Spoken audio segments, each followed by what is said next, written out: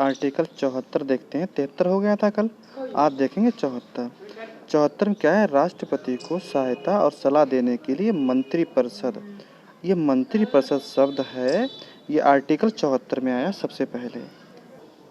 फिर इसमें देखते हैं आगे कि मंत्रिपरिषद का प्रधान प्रधानमंत्री होगा और राष्ट्रपति अपने कृत्यों का प्रयोग करने में ऐसी सलाह इसी के अनुसार कार्य करेगा। तो राष्ट्रपति इसी के अनुसार कार्य करेगा। अब देखते हैं, हालांकि राष्ट्रपति मंत्रिपरिषद के लिए पुनर्विचार के लिए कह सकता है, इसलिए पुनर्विचार के बाद मानने के लिए राष्ट्रपति बार होगा। हालांकि राष्ट्रपति मंत्रिपरिषद के लिए कि पुनर्विचार, अगर फाइल समझ में नहीं आती बोले वापस कर देगा, बोले दोबारा आओ। अगर दोबारा आएगी तब राष्ट्रपति को साइन करना बाध्य होगा। अच्छा, फिर देखते हैं कि इस प्रश्न को कि किसी न्यायालय में जांच नहीं की जाएगी कि क्या मंत्रियों ने राष्ट्रपति को सलाह दी और क्या नहीं दी, इस टाइप की। अब देखेंगे आर्टिकल 75 मंत्रियों के बारे में अन्य उपबंध, ये है 75 में। क्या है इसमें? 75 ए है कि प्रधानमंत्री की नियुक्त राष्ट्रपति करेगा, ये 75 ए में है। और अन्य मंत्रियों की नियुक्त राष्ट्रपति प्रधानमंत्री की सलाह पर करेगा। अच्छा, 75 2 में क्या है, या 2 कह लो या बी कह लो, मंत्री राष्ट्रपति के प्रसाद पर्यंत से अपना पद धारण करेंगे। राष्ट्रपति किसी मंत्री को हटा सकता है और उसे नियुक्त भी कर सकता है, इसका मतलब ये होता है। और 75 सी कह लो या गा कह लो, मंत्रिपरिषद लोकसभा के प्रति सामूहिक रूप से उत्तरदायी होगा या होगी। 75 5 में क्या है, कोई मंत्री जो निरंतर 6 माह की किसी अवधि तक संसद के किसी सदन का सदस्य नहीं है, उस सदन की समाप्ति पर, उस अवधि की समाप्ति पर मंत्री नहीं रहेगा। इसका मतलब ये है कि कोई मंत्री कम से कम 6 माह गायब ना रहे। अगर वो गायब रहता है तो सूचना उसके लिए स्पीकर को दो, नहीं तो आप 6 महीना गायब रहेंगे तो संसद के सदस्य नहीं रहेंगे, लोकसभा या राज्यसभा के सदस्य नहीं रहेंगे, ऐसे कह सकते हैं। आर्टिकल क्या है, 76 में क्या है कि भारत का महान्यायवादी, ये वेरी वेरी इंपॉर्टेंट है। राष्ट्रपति उच्चतम न्यायालय का न्यायाधीश नियुक्त होने के लिए किसी व्यक्ति को भारत का महान्यायवादी नियुक्त करेगा, तो राष्ट्रपति उसी को महान्यायवादी नियुक्त करेगा जो उच्चतम न्यायालय का न्यायाधीश बनने के योग्य हो। दूसरे में क्या है कि महान्यायवादी का यह कर्तव्य होगा कि वह भारत सरकार को विधि संबंधी ऐसे विषयों पर सलाह दे और विधिक स्वरूप अपने कर्तव्यों का पालन करे जो राष्ट्रपति उसको समय समय पर सौंपे। आगे देखते हैं कि महान्यायवादी को अपने कर्तव्यों के पालन करने में, ठीक है, राज्य क्षेत्र के सभी न्यायालय में सुनवाई का अधिकार है महान्यायवादी को। महान्यायवादी राष्ट्रपति के प्रसाद पर्यंत पद धारण करेगा, ये भी इसी में है।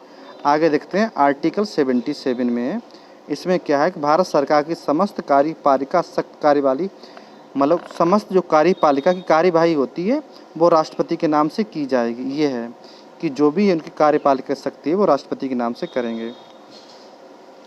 आर्टिकल देखते हैं, आर्टिकल 78 देखते हैं 78, राष्ट्रपति को जानकारी देने के संबंध में प्रधानमंत्री कर्तव्य होगा। यह बहुत पूछा जाता है कि राष्ट्रपति को जानकारी देने के संबंध में प्रधानमंत्री कर्तव्य है, ये आर्टिकल 78 में है भाई। देखो अब इसमें क्या ए बी सी आता है, इम्पॉर्टेंट, सी कह लो या गा कह लो, किसी विषय को जिस पर किसी मंत्री ने विनिश्चित किया हो किंतु मंत्रिपरिषद ने विचार नहीं किया हो, राष्ट्रपति द्वारा उपेक्षा किए जाने पर मंत्रिपरिषद के समक्ष विचार के लिए रख सकता है। अब आगे देखते हैं आर्टिकल 79, संसद का गठन, संघ के लिए एक संसद होगी।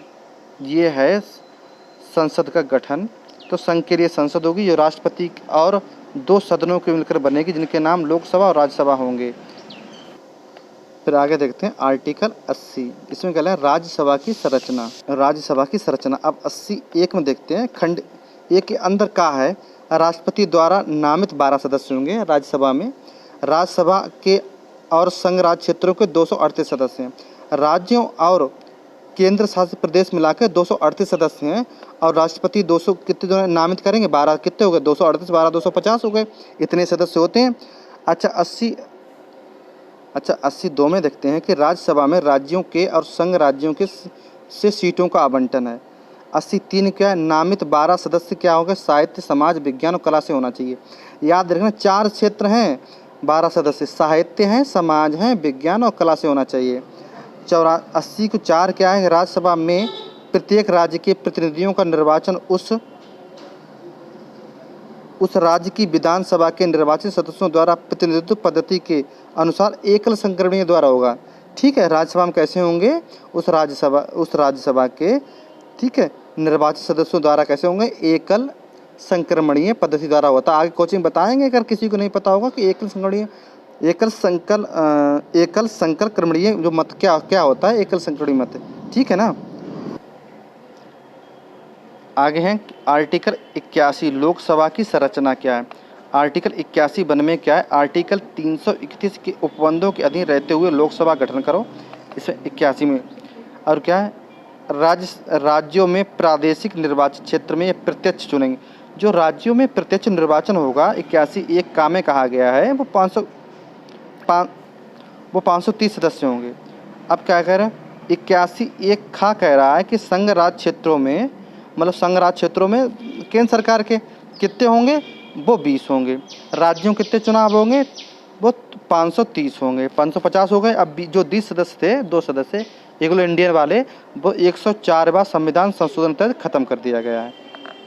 अब इसमें है परिसीमन आयोग। ये पूछा जाता है परिसीमन आयोग क्या किस आर्टिकल में होता है? तो संविधान के अनुच्छेद 82 के तहत हर जनगणना के बाद संसद कानून बनाकर, कौन बनाई कानून? संसद कानून बनाकर परिसीमन आयोग का गठन करेगी। 2002 में सुप्रीम कोर्ट के सेवानिवृत्त कुलदीप सिंह की अध्यक्षता में परिसीमन आयोग बना था। इसका बना था 2002। इससे पहले परिसीमन आयोग कब बन चुका है? 92 में, 1952, 1963, 1953 में, नहीं 1952, 1963, 1973 में बना है। आगे देखते हैं कि 1973 में परिसीमन आयोग रोक दिया गया था। पूछा जाता कब रोका गया था? 73 में रोक दिया गया, जो 2001 में जनगणना होने तक ठप रहा। अब क्या नोट 2026 में प्रस्तावित जनगणना यथावत रहेगी। अच्छा, प्रस्तावित जनगणना कब तक रहेगी? 26 तक रहेगी। 26 के बाद नया संसद बनेगा, क्योंकि बन रहा है, क्योंकि सदस्य और बढ़ेंगे भाई, 550 हैं और बढ़ जाएंगे। अब जगह उतनी है नहीं उसमें, तो कह रहे हैं कि भाई संसद भवन दूसरा बनवाया जाए। वो बन भी रहा है, आप लोगों ने सुना देखा भी होगा। अच्छा, अब आर्टिकल 83 कहते हैं संसद के सदनों की अवधि। अब क्या 83(1) में कहा है कि राज्यसभा का विघटन नहीं होगा, वो जानते हैं, किंतु उसके सदस्यों में से यथासंभव निकटतम 1/3 सदस्य, ठीक है, 2 वर्ष की समाप्ति पर निर्वाचित किए जाएंगे।